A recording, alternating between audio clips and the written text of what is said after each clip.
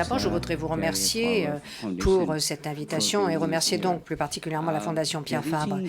Eh bien, donc être capable de faire ce qui semblait impensable, eh bien, il s'agit là, je dirais, d'une première philosophie pour définir ce projet très innovant concernant la e-health au Népal.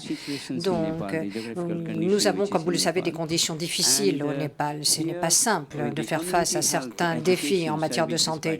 Donc, nous avons mis en place un certain nombre de services dans le domaine de la santé, l'éducation pour la santé, grâce justement à ces outils numériques. Ça a été grâce à une organisation non gouvernementale que nous avons lancé ce projet pour la première fois et nous avons également pu travailler en partenariat avec un département hospitalier spécialisé en dermatologie. Quelle est notre vision? Quelle est notre mission? Nous voulons améliorer les conditions de vie des personnes qui se trouvent dans certaines communautés et qui veulent développer ces communautés.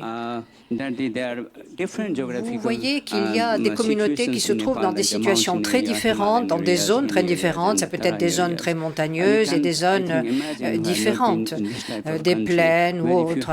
Donc, si vous ne connaissez pas le Népal, je ne sais pas si vous vous rendez compte de ce que ça représente, parce que si vous avez 90 km à parcourir, ça prend parfois 5 heures.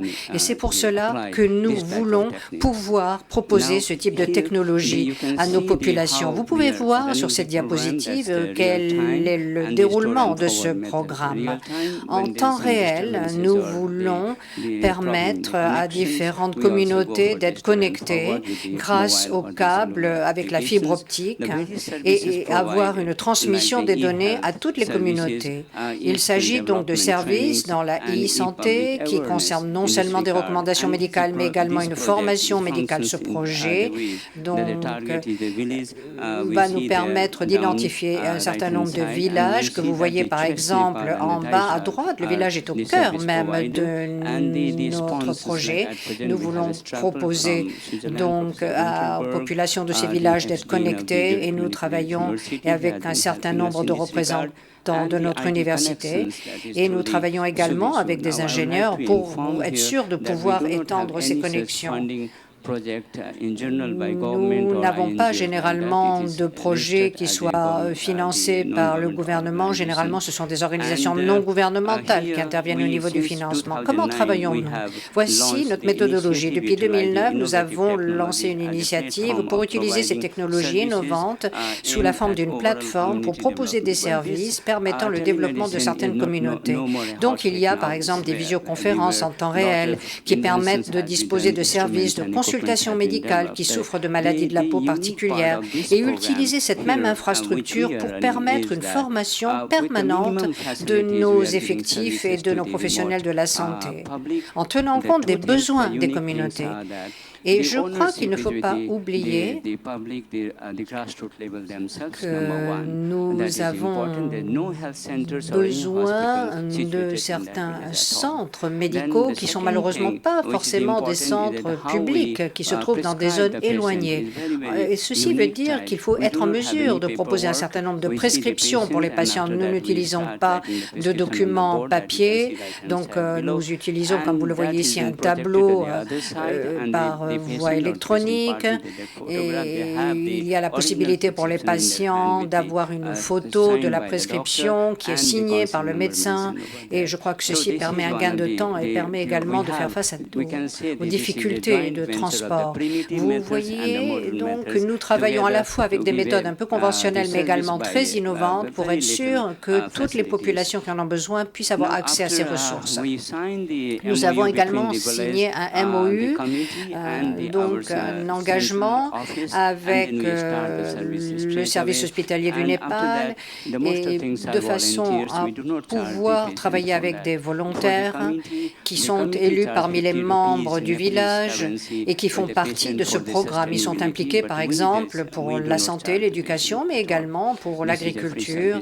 C'est un service libre d'accès, qui n'est pas payant, que nous proposons à tout le monde. Et vous voyez ici la situation géographique du Népal. Nous sommes entre la Chine et l'Inde, qui sont des grands pays. Le Népal est très petit, il est coincé en quelque sorte entre ces deux pays. Et nous avons des altitudes très élevées, 1532 mètres d'altitude, c'est la moyenne, plus de 6000 personnes.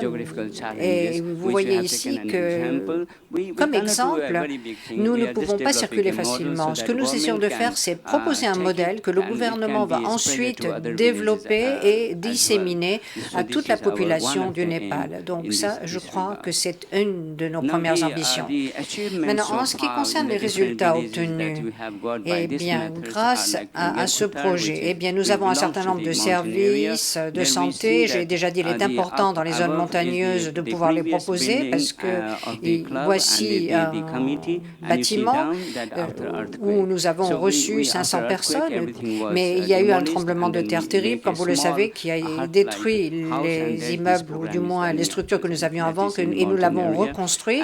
C'est encore un des problèmes que nous avons dans les zones montagneuses. Il y a beaucoup de personnes qui sont affectées médicalement par ces problèmes sismiques, mais nous essayons donc d'avoir toujours un centre de santé dans ces régions montagneuses avec un médecin et où nous proposons aussi un certain nombre de services qui reposent sur les technologies de la e-health. Nous avons commencé à intégrer un certain nombre de services, nous avons proposé une formation dans le domaine des nouvelles technologies, nous avons également des consultations qui sont possibles, c'est-à-dire qu'on utilise au maximum les technologies qui sont proposées dans ce genre d'infrastructures. Nous avons également une pharmacie qui se trouve dans cette communauté et qui travaille de façon coopérative et qui participe qui bénéficie de la collaboration des habitants de la communauté. Nous avons une webcam qui nous permet donc d'être constamment en lien avec les différents centres de santé que nous consultons. Ici, dans la région de Modikwa, vous voyez qu'il s'agit également d'une zone montagneuse aussi, où les défis sont un petit peu différents. Il s'agit d'une région où il y a moins d'habitants, c'est vrai, mais la population est plus regroupée dans plusieurs centres. Nous avons plus de 500 patients qui ont bénéficié de ces services. Nous avons également formé les équipes sur place et nous avons également proposé cette formation à d'autres types de personnel, dont des personnels de l'armée. Et en conclusion, ce que je voudrais dire, c'est que lorsque vous mettez en place ce genre de projet, il ne faut pas oublier que cela nécessite des efforts, du financement, mais cela dépend aussi de l'information que l'on peut avoir et surtout des efforts des uns et des autres, indépendamment de l'argent.